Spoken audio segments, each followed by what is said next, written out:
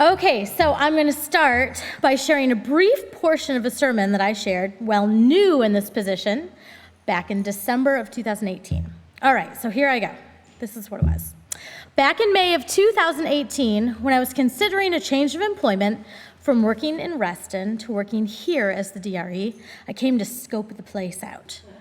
I came with my mom, who's here again, one early May morning when Reverend Carl was preaching on Henry David Thoreau. He called us to move from dependence to independence and then interdependence. We heard beautiful music from the choir, we sensed the positive feel of this congregation, and I enjoyed my experience entirely.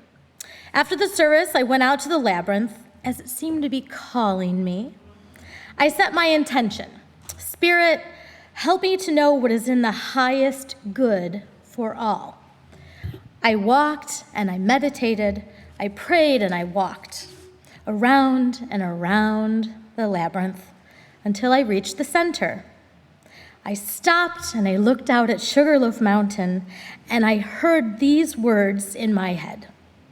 Feed yourself so that you may feed others. Come home. So I concluded that sermon by saying, my hope for you, for us, in this beloved community, is that whenever you walk through those doors, you feel at home, peaceful, and at ease. My wish for you and for us is that here we can unravel and be exactly who we are. So my goal at that time, as a DRE professional, was to grow a dynamic, energized RE program that would create lasting connections for our children and youth. And that was still, throughout my whole experience here, that really was my major goal. My hope was that our children and youth would feel the sense of home and to know that they are a part of this interdependent web of life. I envisioned working here until I sent my kids to college. On a personal level, I actually came here because I wanted to scale back. I wanted to be able to have more time to think and write and be. Did that pan out? I don't know. In our story today with Hope, we addressed a bit about layers and the masks that we often put on our true self. We box ourselves in so that the world will tolerate us, so to speak, or sometimes so that we can tolerate the world. Many of those layers are completely necessary. People can be cruel, life can be hard. While writing this sermon, I needed so many brain breaks because already I was like, this isn't good, you're not enough, what are you saying, nobody cares. That happened a million times. So during my brain breaks, I started watching the show Severance. Has anyone watched it? So it's on Apple TV. Here's the concept. Is that there are these employees and they're at a company and they willingly go through a process of completely severing their memories between their work life and the rest of their life through a surgical divide. Yeah, it's a fascinating and chilling story, but it really made me think, how many of us sever our own selves just to get through? How far have we gone from our deepest, truest selves out of fear, pain, ignorance, necessity? We have many choices in how we navigate this life experience, but at some point, many of us will put up layers or separate parts of ourselves as a protective barrier. We protect ourselves from being hurt because that deepest part of us just wants to be loved and accepted, seen, and feel valued. We really want that. I really want it. As children, we might not have, let me start again. As children, we might not have the maturity or experience to find our inner selves as a source of strength. For so many years, sometimes we wear masks. We gear up to fit in. I have worn so many layers throughout my life, and they have been heavy. I've covered up so much that at 38, when a beloved friend's husband died suddenly, I took a long, hard look at my life, and I realized I didn't even recognize myself anymore. There's nothing like death to help you reevaluate life, right? So one day, the mask that many of us wear makes it too hard to breathe. We just can't anymore. We start to unravel, and it's terrifying and terrific all at once. At some point, you just have to be yourself, because the weight of carrying around all those extra layers, the ones that used to protect you, stifles you. As a child, I was super creative. I was always making up stories and songs, creating this thing, starting this club musical, making a massive party. I prized myself in being able to create anything I needed with whatever was in front of me. Creativity was my home. Creativity is my home. I remember some of my first protective layers. In first grade, and my mom knows this story well, in first grade, my teacher, Mrs. Baglia, she told the class to take out a paper and crayons and to draw anything. I raised my hand and I was like, what do you mean, like anything? And her response was, just anything. I was like, that's a huge task. I mean, anything. So I looked at what other kids were doing. They were drawing houses and trees and cats and cars. And I was like, that is not anything. Those are something, right? That is not anything. They were things. So not knowing how to draw anything, I got a bunch of colors and they made a ton of circles and squiggly marks. It was a colorful jumble mess, but it was anything. When I turned it in, my teacher asked me what it was, and I responded, anything. And she thought I was trying to be funny. Like, she thought I was trying to be silly, and she said, next time, do what you're asked. And I was like, okay. So she even had a meeting with my mom. Apparently, anything was actually something. Thankfully, my mom thought that my drawing was delightful, so it wasn't a problem at home, but the first layer was, there are unspoken rules that you don't understand, but you must follow, so don't mess up, or you might get in trouble at school. I tried super hard to follow these unknown rules, but my creative thinking followed me everywhere I went. In math, when we learned how to add large numbers, I always broke it down in chunks that made sense to me, which, by the way, is now exactly how they teach math, right? Okay, but back in the 1980s, that was not what they did. There was a way to do it, and you had to do it right, okay?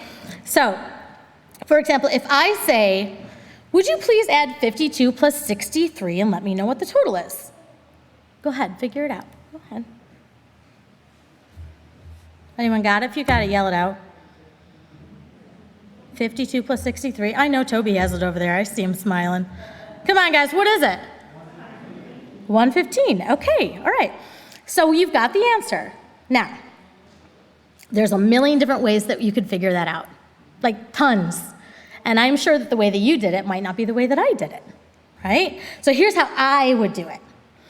I know that 50 plus 50 equals 100. That's easy, right? So then you need to add the 2 from the 52, so that's 102. And then you need to add the 13 from 63. So that's 102 plus 13. Break it down further. 102 plus 10 is 112, plus 3 is 115. Okay, so it makes sense to me. It's one strategy to get the correct answer. But to me, it was like the fastest way to do it. In 4th grade, I took a math test, and I kept getting all the right answers at the end. But I didn't follow the right process. So every single question got points off. I could never get a 100 on the test. And I was like, I'm getting it right. But I was doing it wrong. So they did teach me the rules, but I felt like the rules were harder to follow than the system that I had, right? So I could figure out the answers, but I could never do well on tests. So I was put into modified math, right? There's another layer, bad at math, which I am not bad at math, P.S. Okay, especially because now they teach it that way. It's like, what? So you get the picture with the layering thing, right? It adds up. Got it. Over the years, my creative self continued to get crushed because of the rules. So after a while, I gave up. I just gave up. So what I began to do without realizing it was lowering my bar to the point where I did only things I knew I could do within the rules. Constantly feeling like a failure or being rejected, not at home, by the way, but in the rest of the world. It felt horrible. I feel like I hear Homer Simpson saying, the lesson is never try. And so for 20 years, I didn't. I chose to succeed at things that came relatively easy to me. After 20 years of safety, I applied to UUCF with the intention set to be my true self, to work as my true self. And you embraced me. You embraced the real me. There was a phrase that I saw and I loved on Facebook, and so I posted it, and it was, too many of us have tried to tone down our weirdness for friends or partners, only later to learn that we were suppressing the best things about us. There's no joy like the joy of being your strange self and finding that there are people who love you for it, right? So my professional goal at UUCF was going well. In 2018 to 19, we doubled our enrollment in this program. We had a great summer camp with over 35 kids, 15 counselors, over 50 volunteers. And then in 2019, 2020, we installed these beautiful new playgrounds, and it was a major commitment on the part of this congregation to the children and families, and I'm forever grateful. I came here and I was like, you guys need new playgrounds.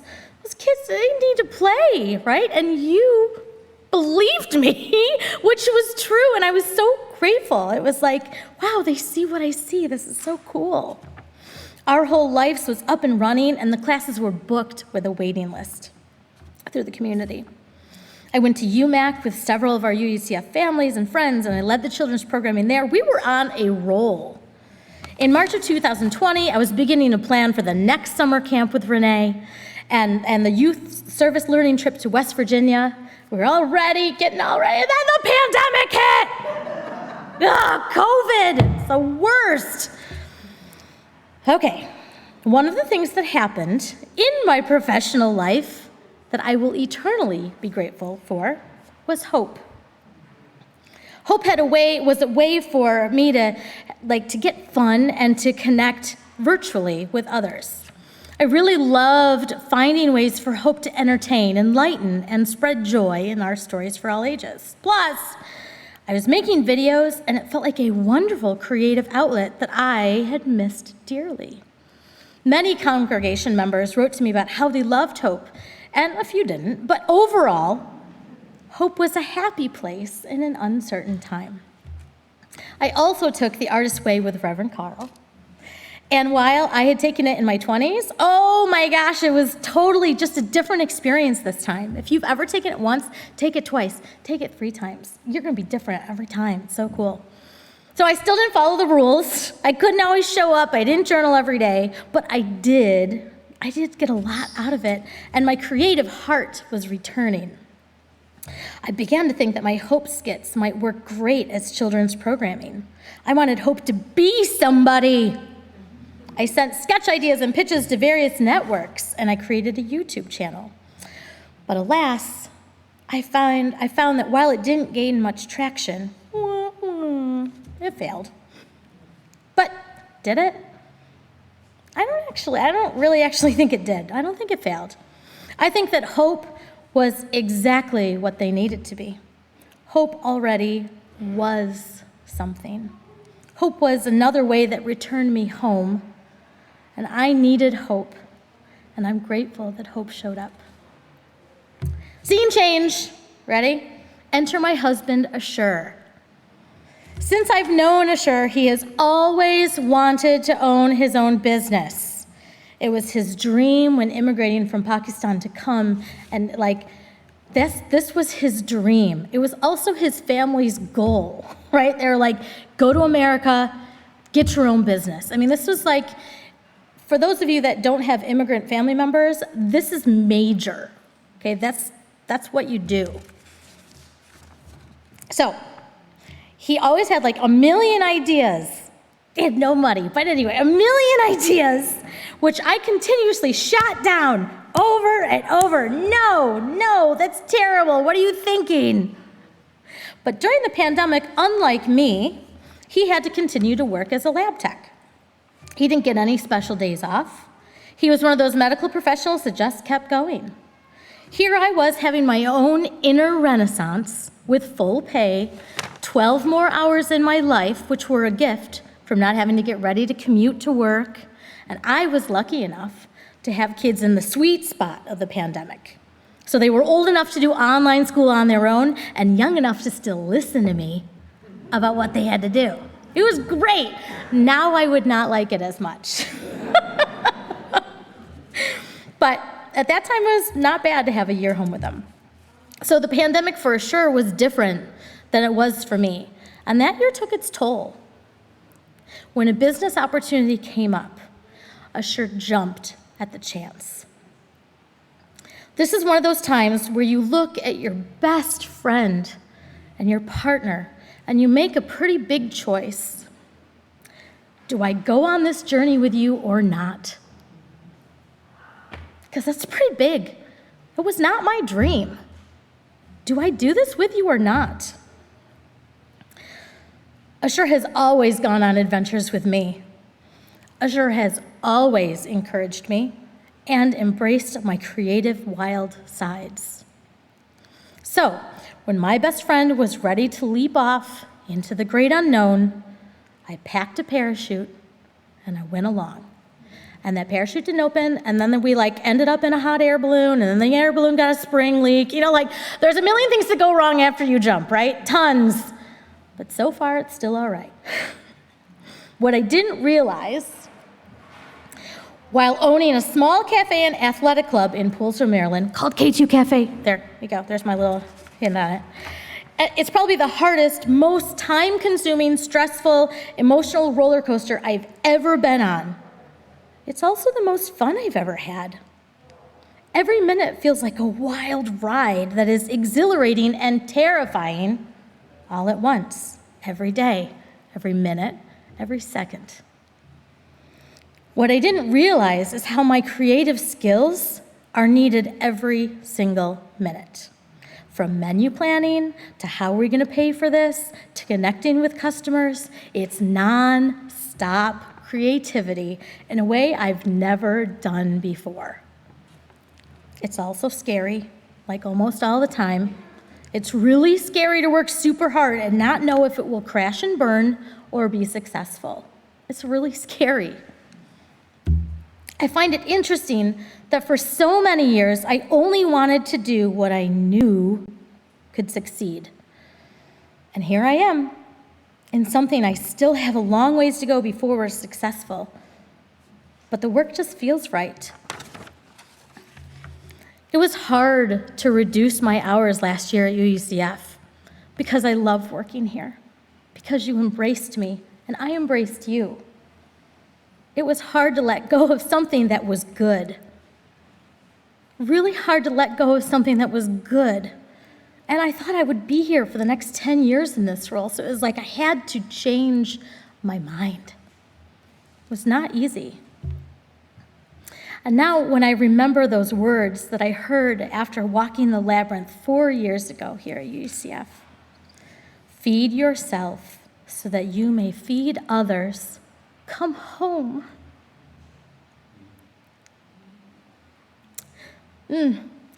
It cements further that being my true self,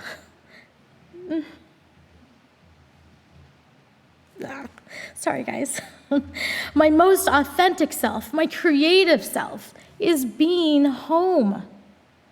I wish this peace for all of us. Return to the home of your soul. What really matters is your one wild, wonderful, true self. And it matters that you are that in the world. With that, what a wonderful world it would be if we could all live as ourselves fully. Thank you, UCF. Thank you, Reverend Carl. You have a forever imprint on my heart.